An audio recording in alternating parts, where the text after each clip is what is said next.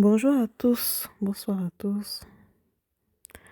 Je vous envoie des ondes positives et une avalanche de bénédictions. Et je partage avec vous mes moments sportifs avec ce petit message d'encouragement. Vous savez, dans la vie, il y a des mauvaises périodes que l'on traverse. Et ces mauvaises périodes font en sorte que notre cœur est souvent fatigué, nous nous sentons épuisés d'enchaîner des mauvaises périodes. Et les pertes s'accumulent et on a de la peine à retrouver la force d'avancer. Ici récemment, pour moi par exemple, c'est le deuil qui m'a, je dirais, mis KO. Elle m'a laissé des blessures profondes, invisibles et bien réelles. Et pourtant, dans ces moments de fragilité, la vie ne s'arrête pas. La vie continue d'avancer, les réalités continuent d'être là, tout avance et on doit faire avec. La vie attend simplement que nous relevions la tête à notre propre rythme.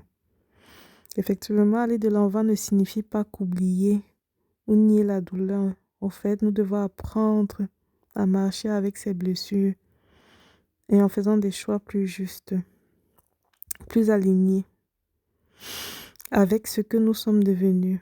Chaque pas, même hésitant, est déjà une victoire. Chaque effort pour reprendre une activité, pour s'engager à nouveau, pour aimer et se projeter, est un acte de courage.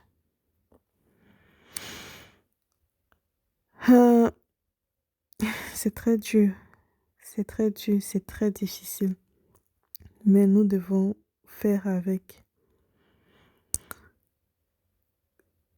Même lorsque la force semble absente, Dieu est l'approche, silencieux mais fidèle.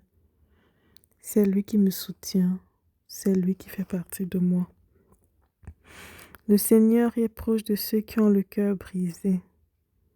Psaume 34, verset 19. Donc il faut apprendre à vivre avec ces blessures sans qu'elles ne définissent toute notre vie. Chaque petit pas compte.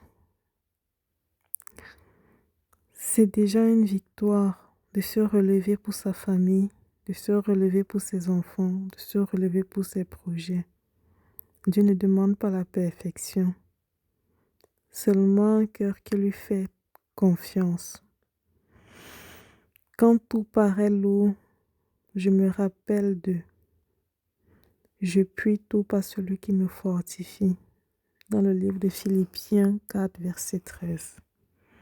Avec la foi, la douleur ne disparaît pas toujours, mais elle ne commande plus ta vie.